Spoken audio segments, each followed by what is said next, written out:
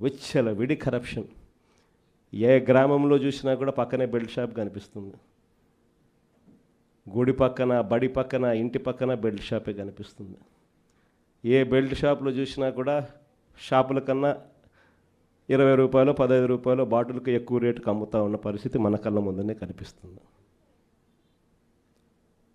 ఇసుక కళ్ళ ఎదుటే కనిపిస్తూ ఉంది. మన హయాంలో కన్నా 2 రేట్లకి పెట్టి అమ్ముతూ ఉన్నారు. మన హయాంలో ఉన్న గవర్నమెంట్ కన్నా ఆదాయం వస్తాను నేను. ఇప్పుడు గవర్నమెంట్కి రూపాయి ఆదాయం లేదు. రేటు చూస్తే మనకన్నా 1.5 రెట్లు 2 రెట్లు ఈ రేట్లు ఎక్కువతో అమ్ముతూ ఉన్నారు. మట్టి మైనింగు, నియోజకవర్గంలో ఏదైనా పరిశ్రమలు ఏదైనా నడవాలి అని అంటే పరిశ్రమలు అన్నీ ఎమ్మెల్యే దగ్గరికి రావాలా, ఎమ్మెల్యేకి అంతో ఇంతో ముట్ట చెప్పాలా, ఎమ్మెల్యే ముఖ్యమంత్రికి అంతో ఇంతో ముట్ట చెప్పాలా. నాకింత నీకింత అని రాష్ట్రాన్ని దోచుకొని తింటా ఉన్నారు మొత్తం రాష్ట్రం అంతా కూడా. ఇవన్నీ కూడా కళ్ళ ఎదుట కనిపిస్తూ ఉన్న పరిస్థితులు. దీని నుంచి డైవర్ట్ చేసేదానికి ఏం చేస్తూ ఉన్నాడు? రోజుకొక డైవర్షన్ టాపిక్.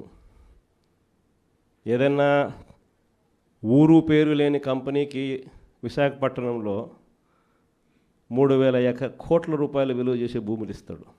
ఏదో ఉర్సా అంట కంపెనీ పేరు. ఇంద్రనైనా ఈ ఉర్సా అని చెప్పి చూస్తే ఊరు లేదు పేరు లేదు. వారు కట్టే కరెంటు బిల్లు ఏంది అని అంటే కనుక వాళ్ళు కట్టే కరెంటు బిల్లు ఒక ఇంట్లో ఒక అపార్ట్మెంట్లో రెసిడెన్షియల్ అపార్ట్మెంట్ కట్టే కరెంటు బిల్లు ఆ కంపెనీ కడతా ఉంది.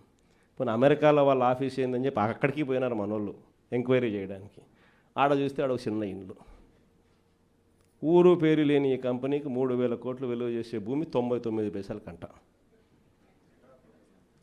రూపాయికి ఇడ్లీ వస్తుందో రాదో నాకు తెలియదు, కానీ చంద్రబాబు నాయుడు హయాంలో మాత్రం ఉర్సా లాంటి ఊరు పేరు లేని కంపెనీలకు 3,000 కోట్ల రూపాయలు మాత్రం డబ్బులు దోచిపెట్టి నాకింత నీకింత అని పంచుకునే కార్యక్రమం జరుగుతూ ఉంది.